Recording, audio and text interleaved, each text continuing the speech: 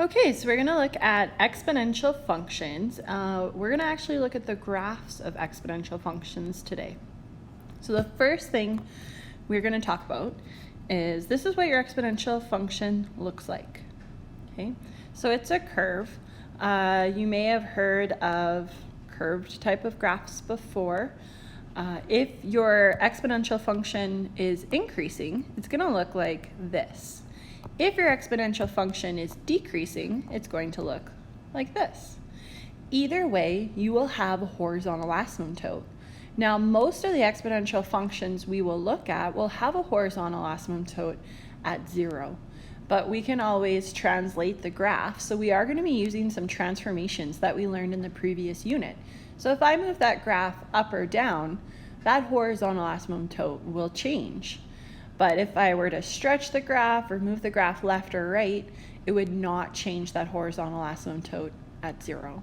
Okay, and we'll talk about that a little later. But the key is exponential graphs always have horizontal asymptotes. Okay, so on your exponential graph, okay, if this was my function, your a value, which we talked about how it was the initial amount when we looked at a problem-solving question a couple of lessons ago. This will always be your y-intercept. Your b value, okay, if it's your b value, if it's greater than 1, it's going to be an exponential increase. So it's going to look like the graph on the left here. If your b value is between 0 and 1, so it's a fraction or decimal, it's going to represent a exponential decrease. So it's going to look like the graph on the right. You'll never see any questions where the b value is negative. We'll only be looking at exponential questions where the b value is positive. Okay, so it says identify the exponential function given the graph and then solve for the unknown value. So there's different ways that you could go about this question. I'm actually going to use that formula I just wrote down.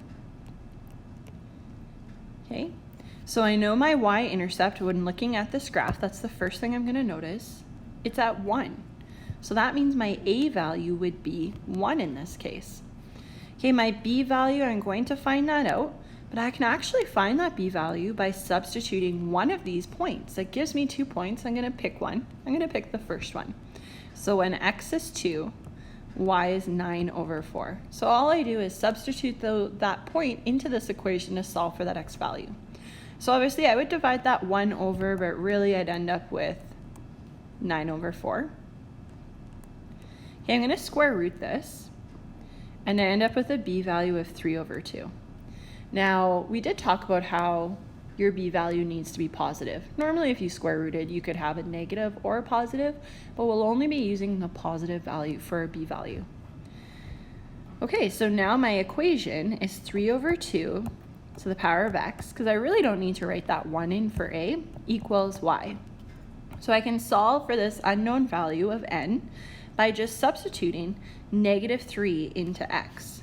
So I'm going to type 3 over 2 to the power of negative 3. I'll type that in my calculator, and that's going to give me n. So then n equals 8 over 27. That's my answer. Okay, so we are going to talk about some transformations here.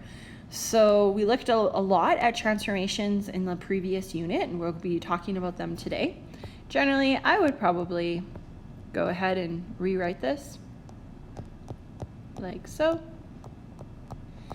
Okay, so whatever you're multiplying the exponential function by, that's going to be your vertical stretch. So the c value would be my vertical stretch. We are reflecting in the x-axis if c is negative. Okay, we're translating 6 units vertically. I mean, the k represents our translation up or down. The d, that represents your horizontal stretch. And just like we've talked about before, you always take the reciprocal of your horizontal stretch. Okay, if that d was negative, we would have a reflection along the y-axis. Okay, and then we will be moving that graph left or right depending on the h value. So really we're comparing this formula to this one. So the a value, you might be like, well, what's the a value? That's the base of the exponent. Okay, all the other letters represent different transformations that could happen to that exponential function. All right, this just goes on to show you a little more about those transformations. You can go ahead and read through them. So the graph y equals 2 to the exponent of x is provided. Consider the following transformation. So we talked about how if we multiply that exponential function, that's a vertical stretch. So we know we have a vertical stretch of 3. So if you were to draw this, okay, you could definitely type this in your calculator, but if I were just to do a quick sketch, my y-intercept would move up to 3, and all of my other points would be multiplied by 3. However, your horizontal asymptote would still stay at 0, because 0 times 3 is 0. So that horizontal asymptote does not change.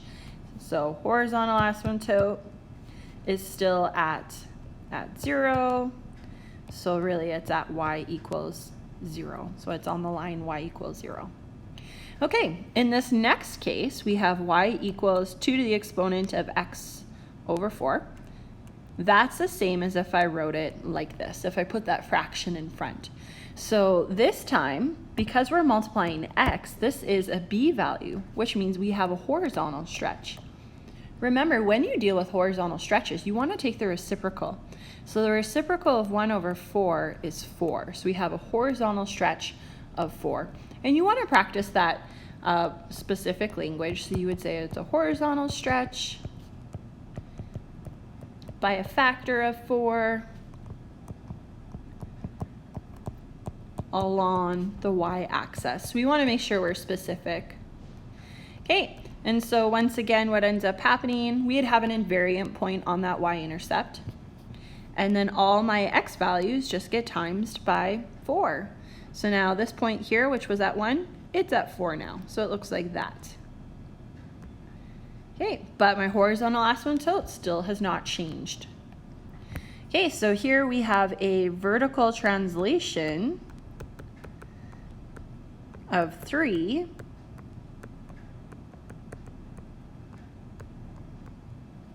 Okay, so what ends up happening is our graph moves up 3 units. And our horizontal asymptote would also move up 3 units. So you would see a different asymptote at this time. So our horizontal asymptote now is at y equals 3 because it moved 3 units up. Okay, so now over here, that 1 just means I'd have a horizontal translation, so I'd move, in other words, I'd move 1 unit right? Because it's still the opposite to the sign there, just like it was in the previous unit. So move 1 unit right. So all my points just get moved 1 to the right. Okay, the horizontal asymptote, once again, has not changed. All right, so here's some more questions, just where we're gonna put everything together. So try pressing pause and see if you can figure these out by yourself. So first of all, I'm comparing these to 1/2 x. So that's something you should notice right away. So this 2 right here, because it's in front and because I'm timesing that function by 2, it would be a vertical stretch of 2, okay, along the x-axis. And then this -4 just means I move down 4 units. Okay, and because I'm moving down 4 units, my horizontal asymptote, it's hard to write neat with this pen. It's going to move from y equals 0 to y equals -4 because it will move down. Okay, so I'm also gonna, you know what, I'm gonna actually draw my mapping coordinates. So because I am vertically stretching this graph, I'd have 2y. And because I'm moving 4 units down, I'd have -4. And then nothing happens to the x values, so we just still have x. So this means all I'm gonna do is I'm gonna plug in these points if I wanted my new graph. You could also graph it too if you wanted. Your new graph will be around here.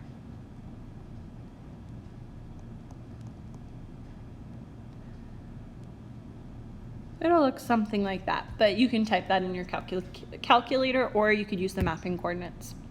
All right, in this next example, you're gonna move left 3 units and down 2. Just for time's sake, we're gonna keep moving forward through the lesson here. All right, here we have a b value. Do you see that b value of 1/2? So that means we'd have a horizontal stretch.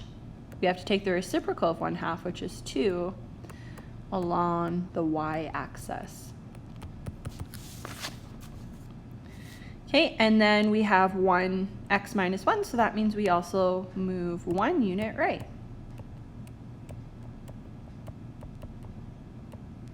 Okay, and if I wanted to write mapping coordinates, I'd have 2x to represent that horizontal stretch plus 1, and then the y is not affected.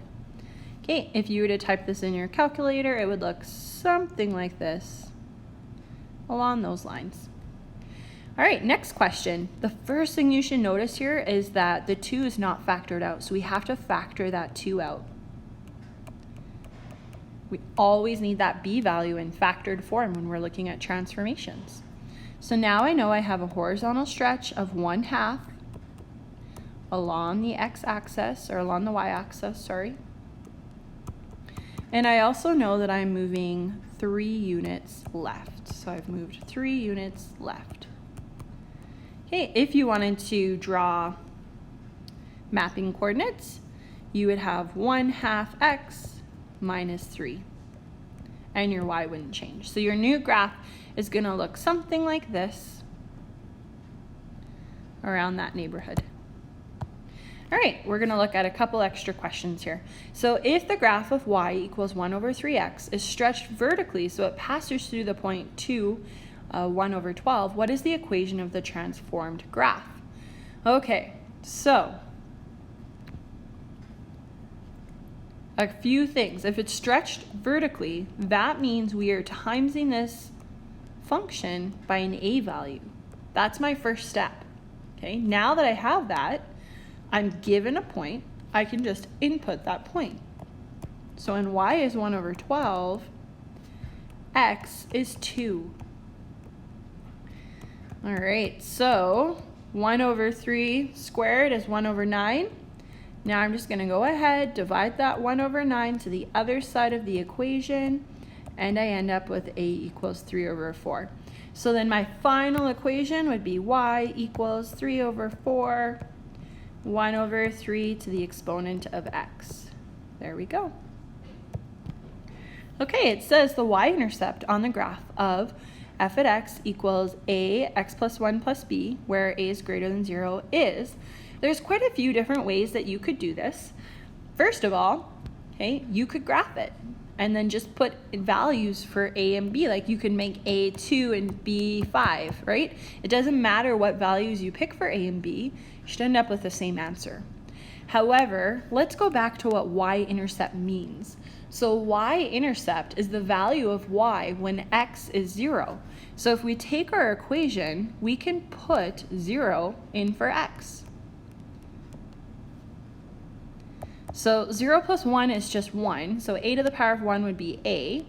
So I'd be left with a plus b, which is d. All right, last question. This is a diploma question. Again, I suggest press pause, see if you can do it on your own, and then you can press play and see if you got it correct. So this question is different because notice how they're giving us an original graph where the asymptote is not at 0. Okay, and now it says Carol sketched the graph. Carol also determined the following characteristics. When this function is vertically stretched, so we're vertically stretching this function about the x-axis by a factor of a, where a is greater than 1, the two characteristics, that will remain the same. So again, different ways that you can do this question. We're going to talk about different transformations and how they affect a graph. You could also try graphing it though if you wanted, and just put an a value, like make a 20 or something crazy like that, and see if it affects your graph. Okay, so would our domain change? No, right? Your domain would stay the same because no matter what you do, your domain is still going to be x is an element of all real numbers. That won't change no matter what vertical stretch happens. Okay, so let's say we have a vertical stretch of like 2. We know with vertical stretches, our x-intercepts would stay the same, right? They would be invariant points, and our new graph would look like this. So all I did was draw what a vertical stretch could look like. All right, does my range change? Yes, your range changes, because guess what? Because this horizontal asymptote is not at 0, okay, your horizontal asymptote will actually change in this case by a vertical stretch, and that the reason being is because the vertical asymptote was not, or horizontal asymptote, sorry, was not at 0. So my horizontal asymptote will change. I think I said vertical asymptote. It's horizontal asymptote, sorry. Exponential graphs have horizontal asymptote. So the range will change. Does the x-intercept change? No, right? Because it's an invariant point. And that's from unit 1. Whenever we have a vertical stretch, our x-axis, x-intercepts are always invariant points. So that won't change. My y-intercept will change. It'll be affected by that vertical stretch. And the asymptote also changes for reasons we've already discussed. All right, try some questions on graphing. Big key, horizontal asymptotes, and know how different transformations can affect a horizontal asymptote.